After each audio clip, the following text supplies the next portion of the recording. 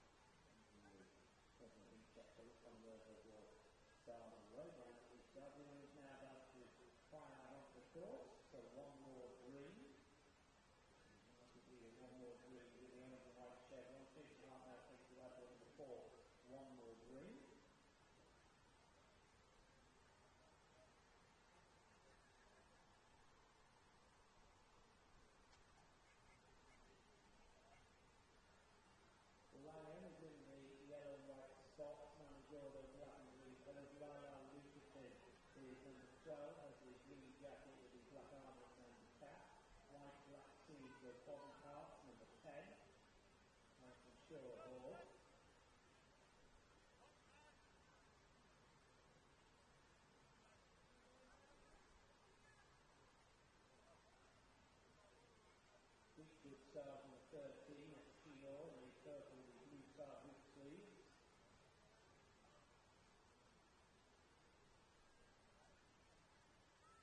Without delay, round on quarters. Tony Norton in the saddle. And the swinging Eddie, number 9. That is the red star for swinging Eddie. Number Sam James. Mutanasseq in the beige and brown jacket. And My Honey Bee. That will be got the white sleeve to the Garrity. Followed close by Beltane number 2 and Returns in the yellow quarters. The third on number 6 over Joe and 11 for Garfield. They are out with the 12, making their way to the 7th on the start with Catterick supporting Matt Hampton Foundation handicap. Route 4 this afternoon. Catterick supported this race and indeed the whole Go Race to Yorkshire Summer Festival. Look today. 131 more green, 92 My Honey Bee, while Luke is 11-2, 15-2 without delay, 8-1 Ryan, 9-1 about last week in Mutanasseq, 12-1 Beltane, Beechwood Star is next in the market, 12-1, 18-1 Manny Gordo, 18-3 Eddie, 40-1 Golden Park, 150-1 about Stars Away. And now that's the right up start for race 4.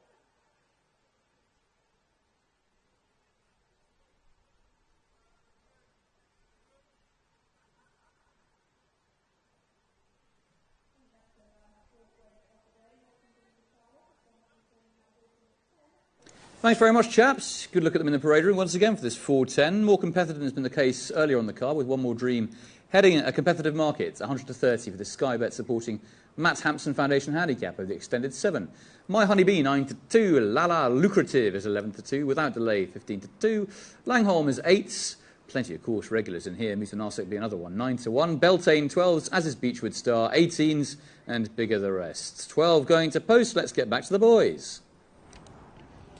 Yeah, bidding to give the jockey and trainer a double. It's a jockey change, of course. Jason Hart taking over from David Allen. But yeah, and John Quinn told us earlier on after his first winner on the card that Ponty race in which he finished 5th, Chris, was slightly better than this one.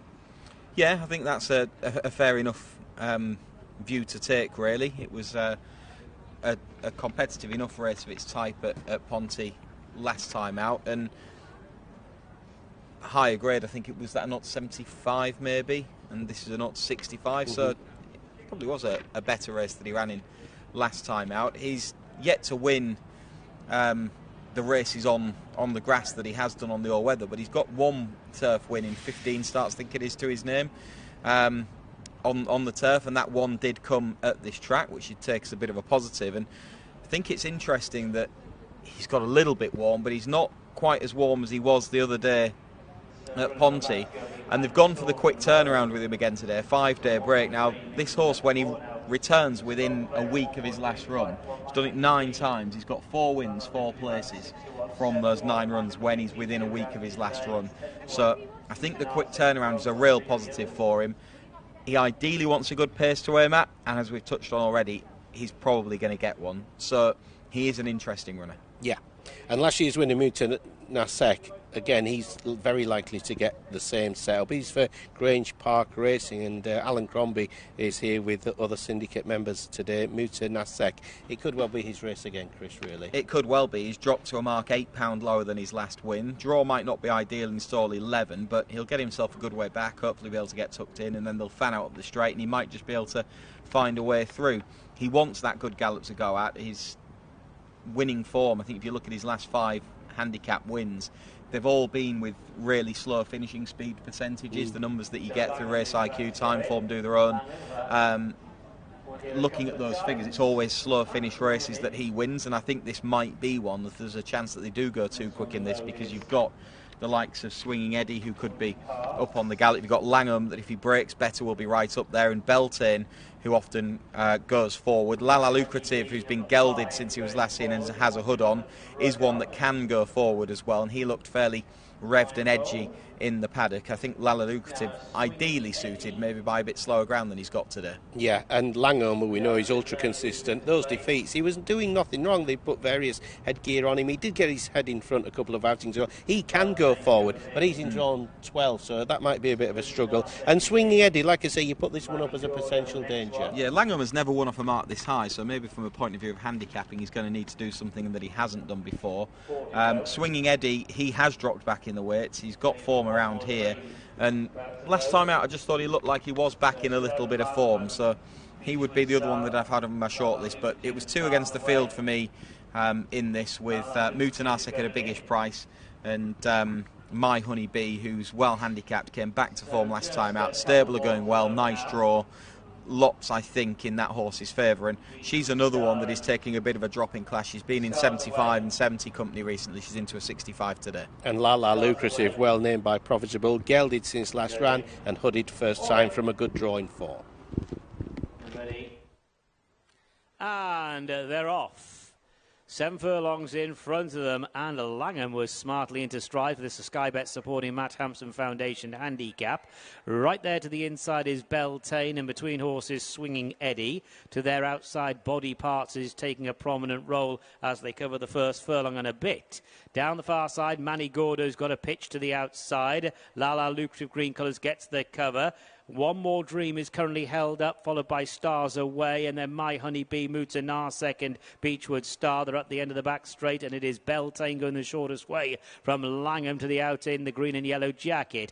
And then 3 wide, Body Parts, Swinging Eddie, Manny Gordo's also 3 wide without delay between horses. Then Lala Lucrative, One More Dream, followed by Stars Away, My Honey Bee, Mutanaaseq and Beechwood Star is at the back, and the end of the final 3 furlongs. Turning in, Beltane and Langham, those two are forcing the pace at the moment, but they're only just in front of Swinging Eddie. Then Body Parts, Manny Gordo, Lala Lucrative without delay looking for a way through. One More Dream's got a bit of work to do at the moment, being driven along to try and pass horses. Heading down towards the final furlong in a bit now. It's Swinging Eddie to the far side, trying to take over now from Beltane. Langham, Lala Lucrative just in behind, and then without delay Manny Gordo. One More Dream is staying on. Swinging Eddie's in front. Lala Lucrative's running on. Swinging Eddie's won it. Swinging Eddie beats Beltane. Lala Lucrative pretty close for second place. Just behind those was Without Delay.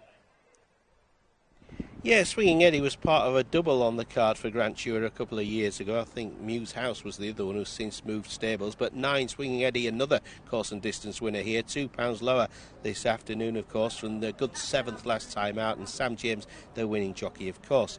Beltane's run a mighty race at a fair price in second. And Langham was on the premises. But Lala Lucrative looks to be booked for third. Indeed, he is. And 4th was number 8, Without Delay. But, yeah, Swinging Eddie, the winner, the one that you had shortlisted here as a danger, Chris. Yeah, he was down the list behind the two that I put up sort of against the field, though, so I'm not going to take any credit there. I know, My Honey Bee's disappointed a bit. Yeah, the pace held up a lot better than I thought it might, really, and those that were coming from a bit further back haven't actually managed to really get involved to the extent that looked likely beforehand. They've gone sensible in front. Langham has broken much better and got to lead, but then been taken back a little bit by Connor Beasley. Beltane, who eventually finishes in second, is on the inside there, and Swinging Eddie is just tracking them through. So it looked on paper like there might be a bit of a pace burn-up, but has it played out? There wasn't, and in the end, as can often be the case at Catterick, the position in a prominent pitch was the place to be, and that's certainly how it's played out. And he's got a lovely trip through under Sam James, the Swinging Eddie. He was always going the shortest way around the inside, never too far back, got into a nice rhythm, and off a mark that had fallen. There was just signs with the way that he's travelled last time out that he was back in a bit of form, and he's taken advantage of that today. You can see those that are coming